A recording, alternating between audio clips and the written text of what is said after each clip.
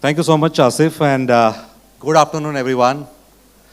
It's a great pleasure to be here on the stage, and as Asif rightly said, as a 25 years with the World HRD Congress, and I keep disappearing in between for some years, and I keep surfacing again after some years. So I don't know whether it is a predictive analysis or it is a human error. I think either of the part of it, I keep disappearing and keep appearing after some time on this. But I have a lovely panel of 4 CHROs and the Chief Human Resource Officers.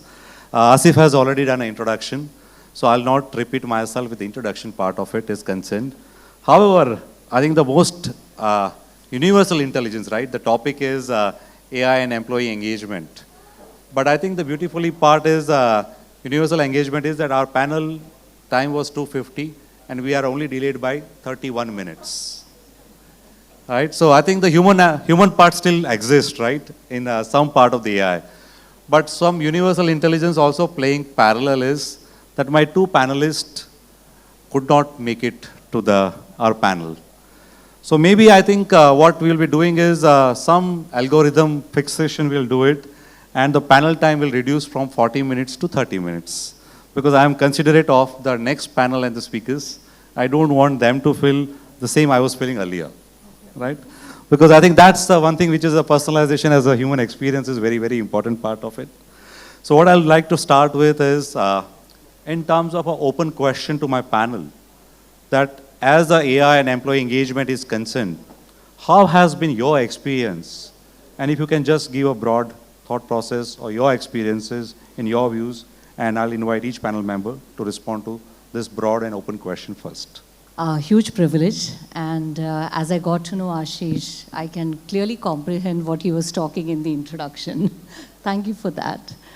I actually sometimes wonder if we, and when I say we, I'm talking about we as a human race, have we actually manifested AI, you know?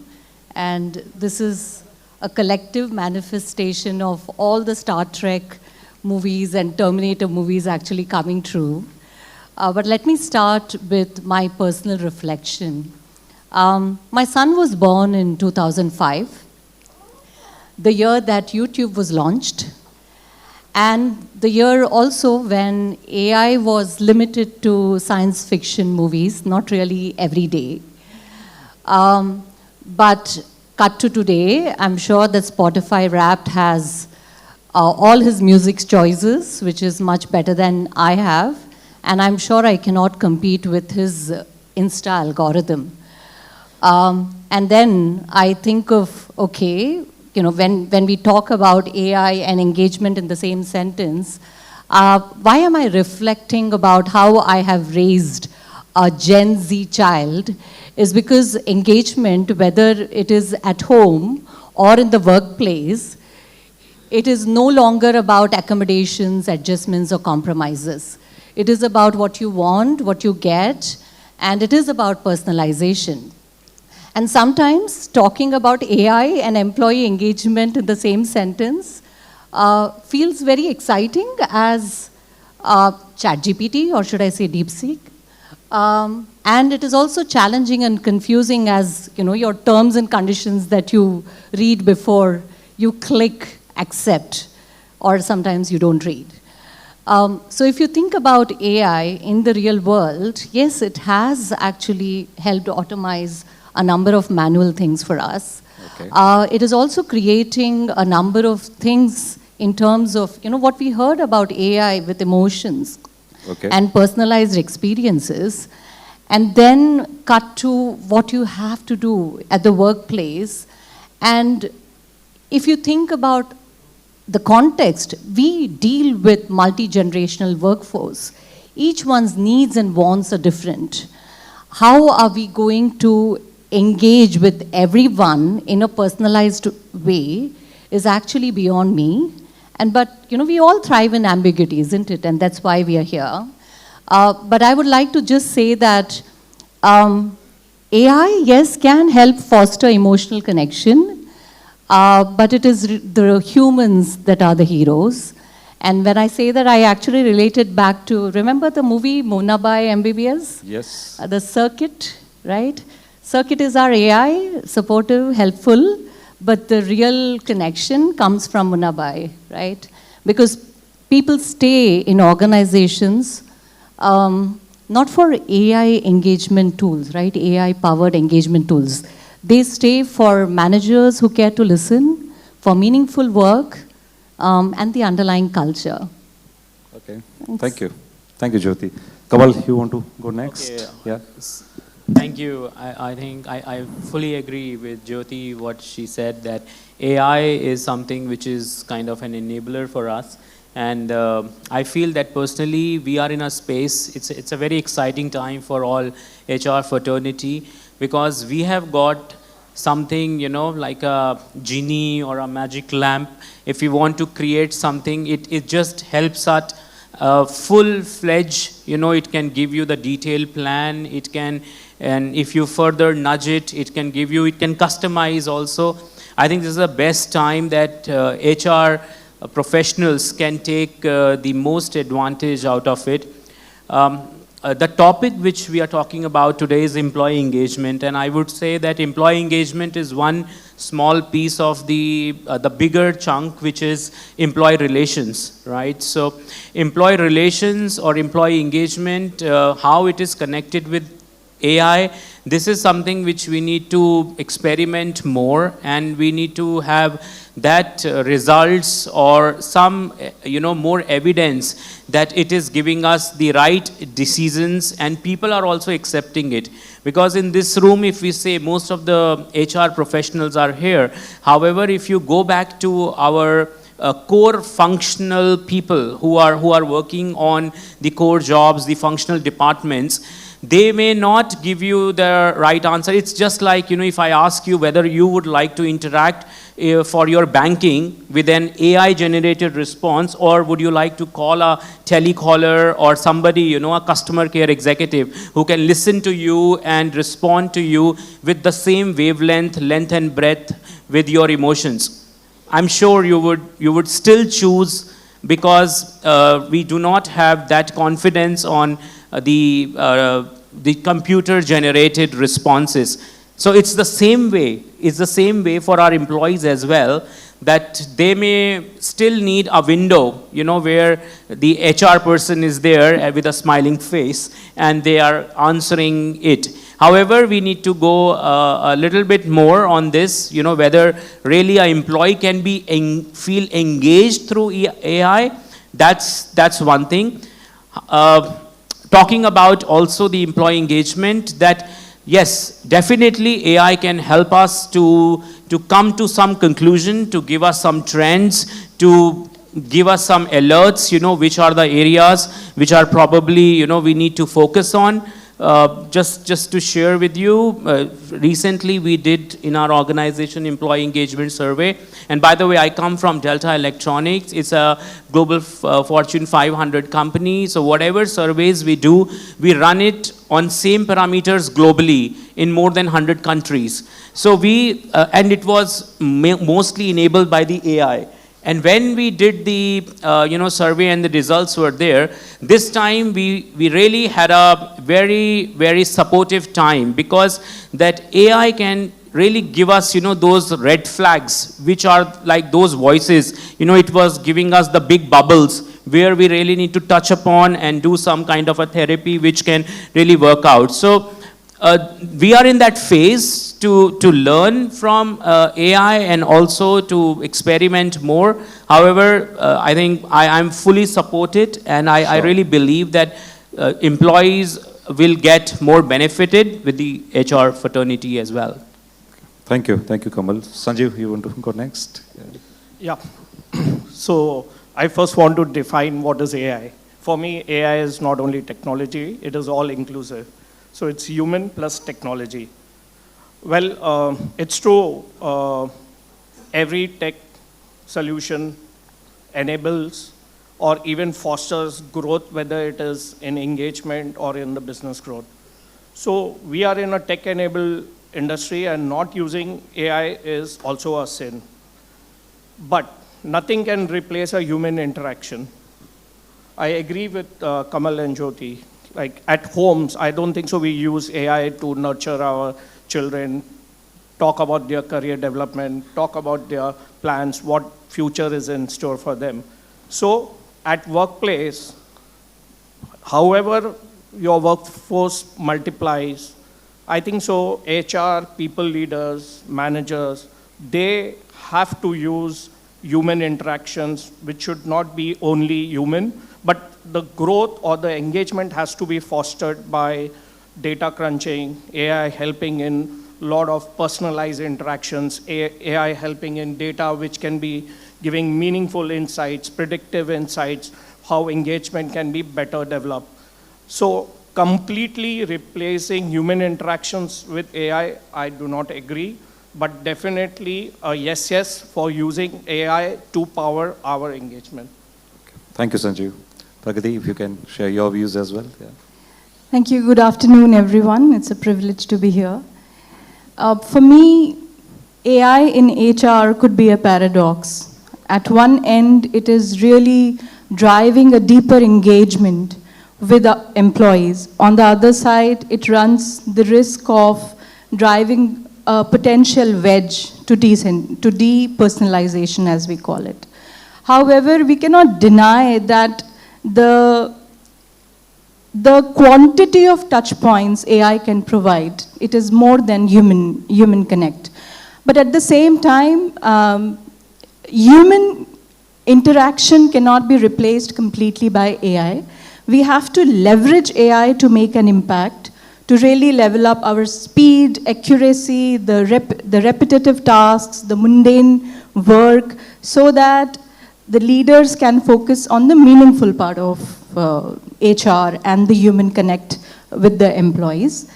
So what I really feel is that AI is here so that humans can be more human. Okay. No?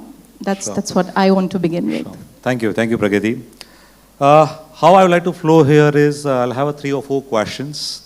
And I'll always invite 1 or 2 panelists, or you can make a choice, whichever question you wish to address, so that we don't have a repetition of the same 4 answers on this. So for each question, we'll have 2 panel members responding to it, and the next question on that. And then we'll go to the audience, because I'm sure they are also looking forward for this topic to have their questions on this. So my first question, and allow me to have a contrarian question, right? I think as a HR professionals, in last 10, 15 years, whether they are my corporate friends or they are my consulting friends, I think a lot of HR professionals were induced to continue to think always about standardization of everything.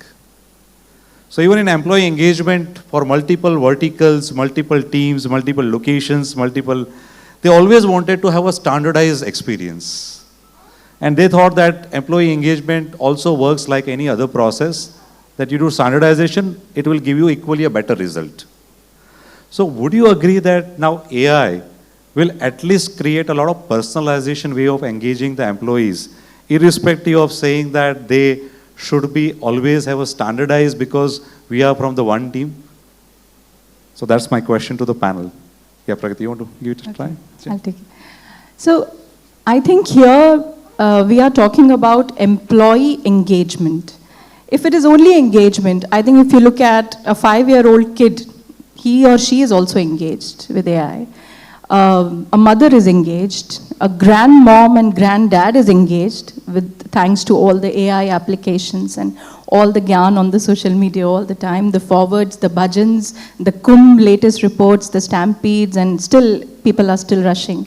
So engagement is one part of it. But I think the moment we say employee engagement, it has to be in a framework of standardization, because we are talking about engaging employees of one organization to one common set of values, one vision, one mission, and a culture. So standardization in a holistic perspective, in a framework here makes sense, because we are talking about engagement with employees and not engagement in general.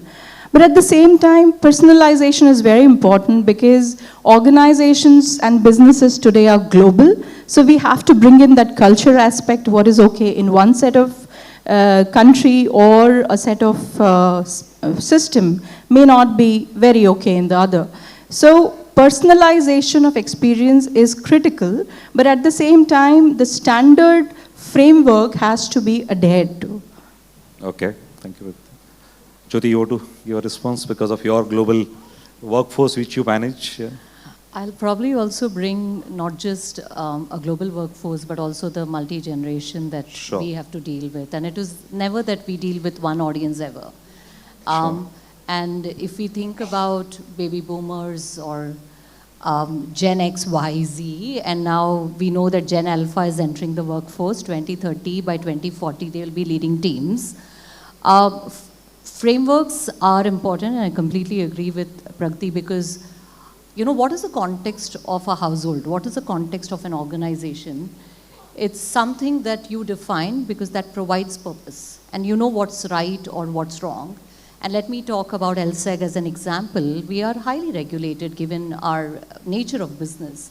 And if we do not have those guardrails to guide employees through what is right or what is not acceptable business standard, it's going to put organizations in trouble. So in terms of frameworks, absolutely necessary. But I think the aspect of personalization will come in because if I'm not going to be getting the way I want it, and say if there is a Gen X who is looking for, you know, I want work-life balance, or a millennial who is looking for, I want to upskill, but I still want to manage my lifestyle. Gen Z are going to say, you know, why talk when I can text, right? So if we are talking about different needs of people, and we all know the way we talk to people, or if we want a response, we all can navigate a way to get the response. So how are we using our tools to ensure that as organizations, we're getting the right sentiments to be able to navigate the employee engagement as required by our workforce? That's probably useful for us. Okay, thank you. Thank you, Jyoti. So the second question, and I'll go further down on this. So Sajay, if you wish to respond to this question, is that which are some of the AI tools you think that organizations or maybe you are using in your organization which could really help in terms of employee engagement experience much better than what it could have been without AI, as a possible tools or whichever the tools you are using or you think you should be using it? See, let's also be cautious here. We all get a hype of using technology, and that is where everyone thinks that whatever the size of an organization, using a tool or a platform is going to solve everything in the world. Here we are talking about employee engagement. And let us ask ourselves, what is the problem we are going to solve when we are talking about employee engagement? Do you think chatbots are the only thing which we should implement and replace human interactions? Answer is no. So before even selecting a platform or a tool, I think so we were cautious and we knew just selecting a tool or a platform would turn our workplace into an impersonal workplace environment. And that's where we did a business strategy overview so that when we are integrating the people strategy more on the engagement and the development part of it, we use tools which would give us a holistic data end to end and not just be used in integration or throwing us with lot of data, and that needs to be parsed and is not even giving meaningful insights. So what we did is like we are doing, and in fact we are in the process of further digitizing and using AI as a mechanism not only to engage employees with our HR or any other business function, but AI is definitely what we also as a technology company want to propose the transformation for our customers. So one more thing which we did was after we designed the processes and made them lean and frugal, we started first using chatbots. So obviously we use PeopleStrong as our HRMS, and obviously there's a chatbot, and we have also designed our own chatbots And we are in the process of at least trying to get the employee hygiene working properly. So whether it is the leave policy, XYZ, blah, blah, attendance and all, I think so that is something which will create more bandwidth for the HR leaders, the people managers, and as you were also rightly telling that, okay, this is all about manufacturing time and devoting human time and interactions with our employees, having engagements which talk about their employee benefit plans, their rewards and recognitions, their career development paths, leadership development. And obviously, we are also using AI to not only do engagement, but obviously engagement even starts when you start recruiting. So talent acquisition, talent development, and talent retention. I think so that's the framework we are trying to use. Some tools I've already said, and we are also evaluating Lena AI and other. So today we also came to know about the recruitment tool. So obviously, Sure. careerai.net. One thing which I want to again be very vocal about is tool can only enhance creating data. How to create analytics and meaningful data in having personalized human interactions is something where only a human can overrule and needs to have an oversight. So that's my say. Okay. Kamal, you want to give it a try on this? Okay, yeah. So there are many examples, especially when it comes to the interaction with employees directly. I think I would say a big no where you can really let the AI talk to the employees.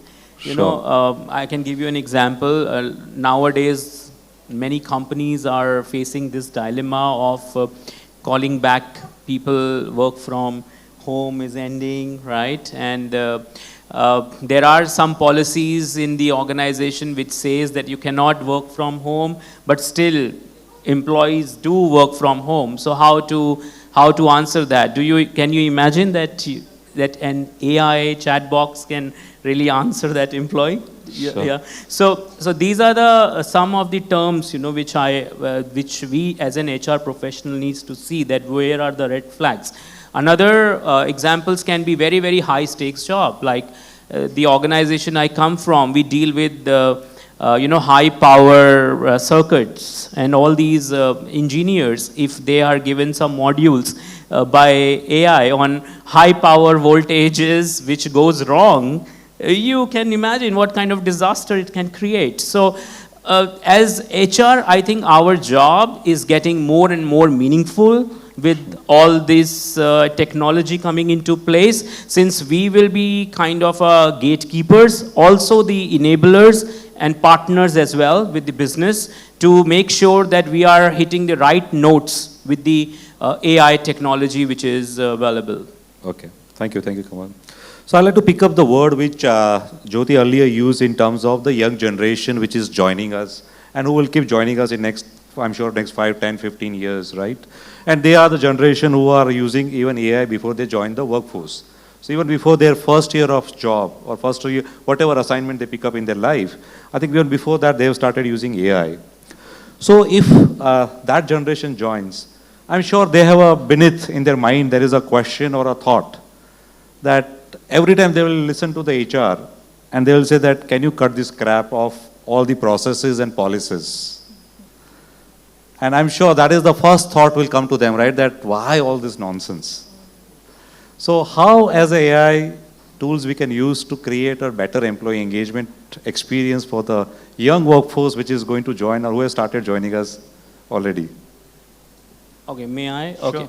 So I have a little perspective on this, that, you know, every time when we say there is generation Y, generation Z or alpha, we were also, you know, one time the latest generation, right? So you will get this revolution, this wheel churning, you know, over and over the time. So I don't think so we should really worry about that fact, that if somebody is saying that we don't want to accept it, because it is gonna happen eventually, you know, what is right in the system. But looking at the current scenario and relating it with the topic of employee engagement, definitely the needs are very different. You know, they are getting more demanding. Even if I have to speak to my team, I cannot speak in a same way in which my superiors they talk to me, because I know they're going to give me back, something which is I'm not accepting. So we need to see the need of the generation, and there will be some ways we need to adapt from both ways. And of course, the engagement is getting better with that. Yeah. Okay. Yeah, Pragati, you want to give it a try? So with the latest gen, I think employee engagement is not just about, okay, how are you feeling today? Happy, the happiness index of my company is this much. Okay, my resume parsing is very good. My resume matching percentage score to selection percentage ratios to the performance ratings are very good. I think we are talking about using AI in HR to create impact. And the policies, procedures can be parked at a level of awareness. Okay, they need to be made aware. But when we go and talk about other facets of HR, like capability building, okay, can I really use AI in my capability building endeavor as an HR to make an impact? So I come from a company which is into EPC, Jyoti Structures. Now, the workforce is 80% civil and structural engineers. So can an AI capability building endeavor help them to really summarize those 200, 300 page contracts, text codes into a very, very meaningful summary? Can those capability building AI tools help them do the geological assessments better? Can they really help them do the entire work which is being done on field?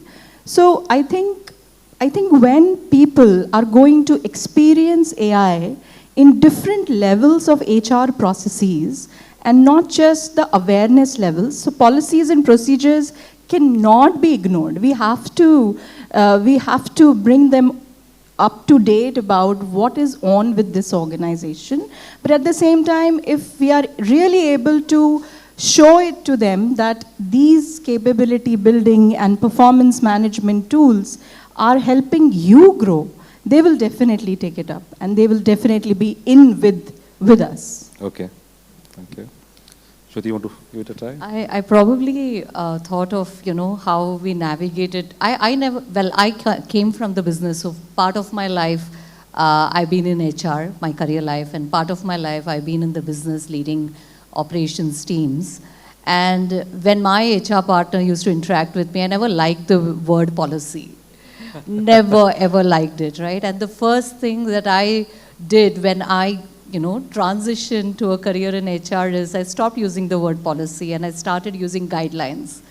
Because guidelines make it much more flexible and palatable.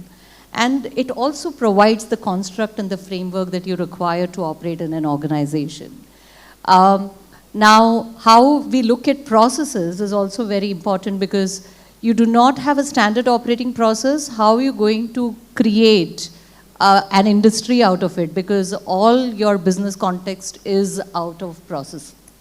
So I think it's very important how we can also be flexible with our language, and language plays a large role in how we deal with our employees. By the way, we call them colleagues and not employees, because then it also becomes like, you're talking from a state of where you're probably superior and employees are not. So we started calling them colleagues, right? So the language talks to the culture of the organization too.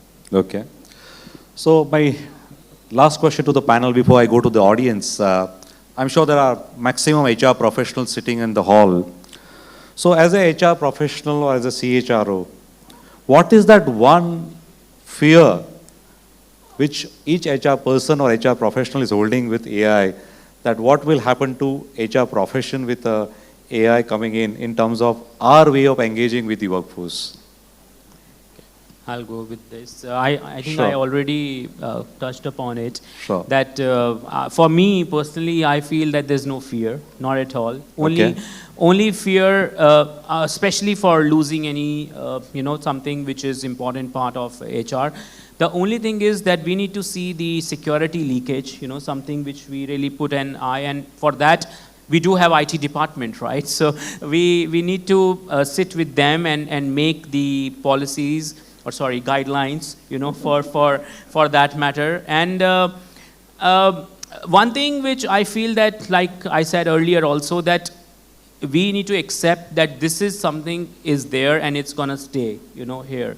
And it's only going to be bigger from this way. Because recently I also heard Mr. Sundar Pichai, he was giving some interview and he said that his team is already working on some technology where it will predict that how will you react, you know, in a particular situation, and it will react like that. So it is going to be very personalized, you know. Of course, we know everything is being tracked, our activities, and so the time is not so far, Sure. you know, from that perspective. So I'm pretty confident, and I'm all out for this technology. Okay. Thing. Yes.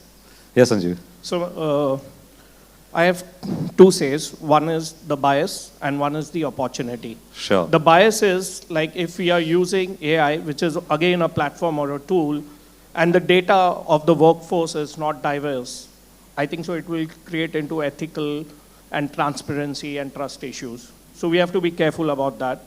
So having the right data of the diverse workforce, retuning, auditing your algorithms is very, very important.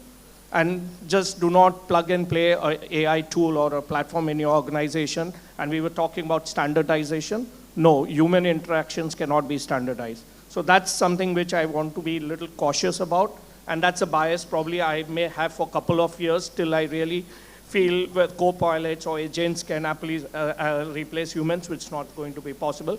The opportunity is manufacturing time for all leaders, managers, HR professionals, and removing administrative burden of doing those repetitive tasks in HR operations. And I see a great opportunity in the learning and development area. You know, obviously you train your co-pilots to take trainings, you train co-pilots to take technology trainings. So there are a lot of opportunities, which again is nothing but your leadership development and your career path, and obviously it is going to have an impact on your employee experience and engagement together. Okay, Sanjeev. Yeah, Pragati, you want to say something? So I think the fear, what you're talking about, it's no fear. I think it's often said that AI will not replace people. People who are very well versed using AI will replace the ones who are not using it. And in terms of opportunity and bias, I think very well quoted. There's over monitoring with all the AI gadgets, and it sometimes is just overwhelming for people. So there's a lot of trust and empathy which is required to be given to the employees for a better engagement in HR and by HR people. And just yesterday I was reading this, that the data without trust is surveillance, and the data with transparency is insight. So we need to ensure that we are actually using AI to get insights to drive deeper connections. That's what we should do. And other thing which is my fear all the time is, thank you all chat GPTs for really magically improvising the grammar and English construction of all the emails, but you cannot be writing, hey, you are rejected, cheers, you know. So, and you can also not be writing, giving, say, a termination of contract and say, we are extremely grateful for your time. No, you need to really tone it down. So contextualization is extremely important while we are really catching up on our speed and grammar and English and everything. So creativity cannot be taken up by AI.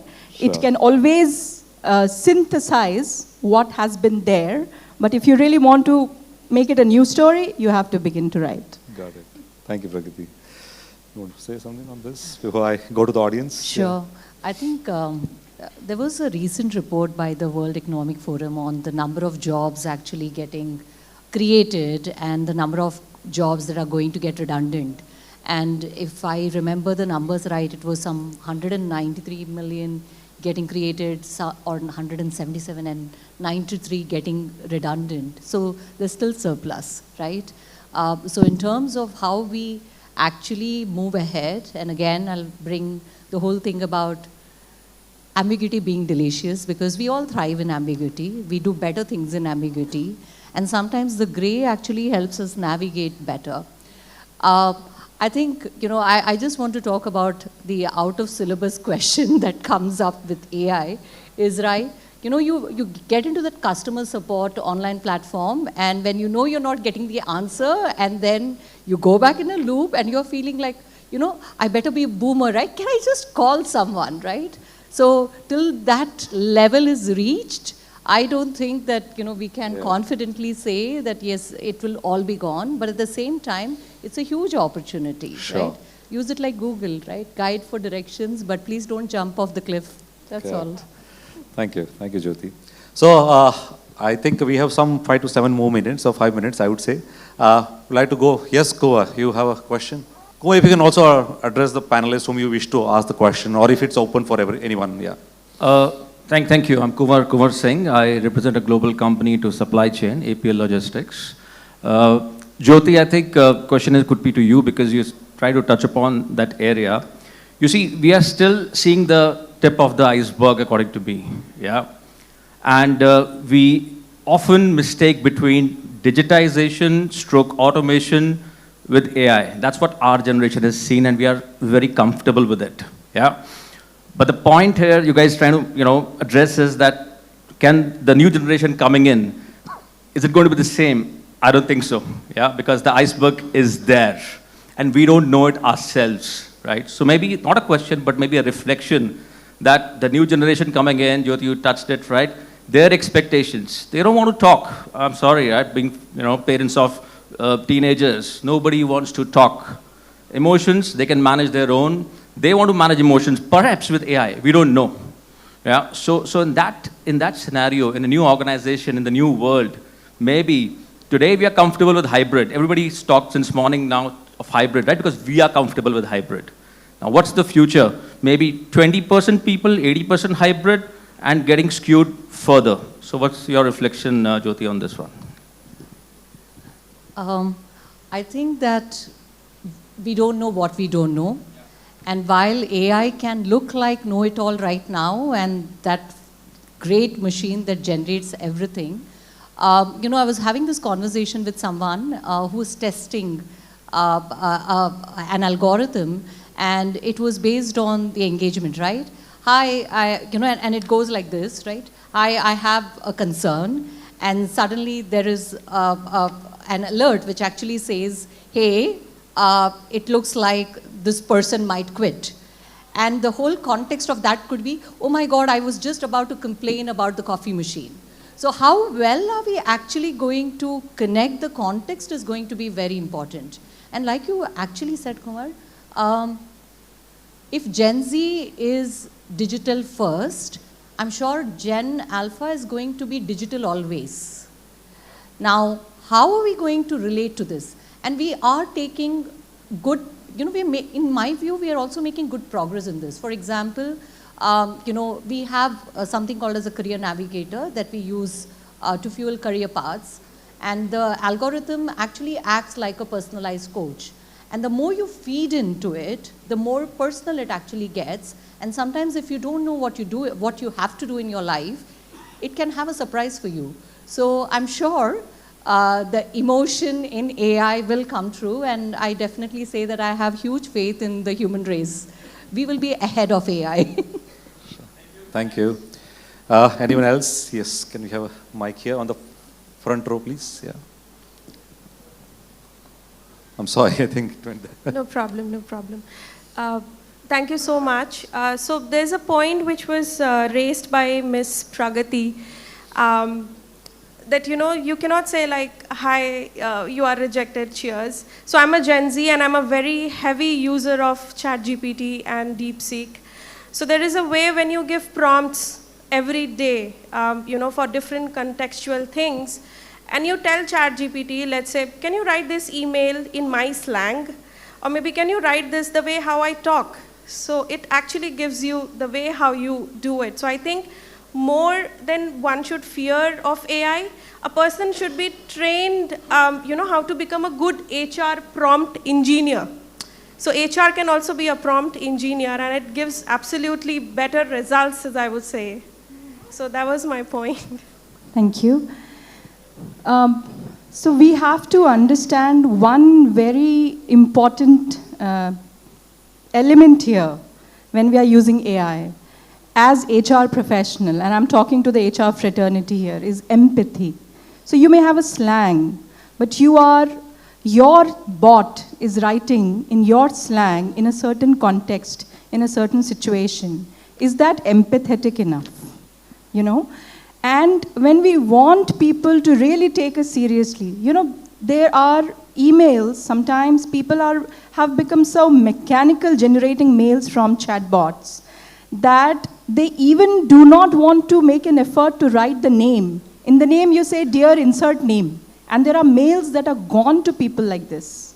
So do you want to be somebody who does not want to spend 5 seconds reading the mail before pressing the send button and see that, is my mail in my slang empathetic to the person who's going to receive it?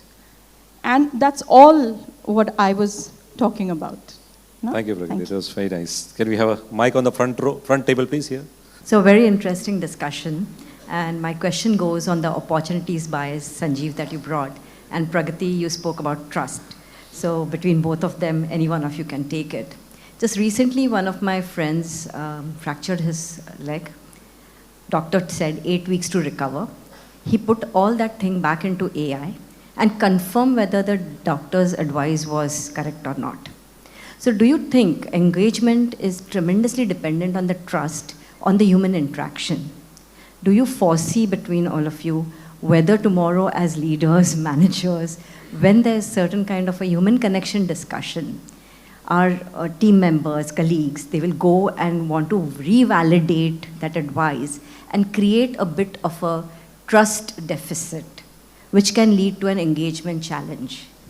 Very beautiful. That's something question. that's preoccupying me at a personal level, especially when I heard this case of my friend. Absolutely. So either of you can take the question. Yeah, Anupama, very good question.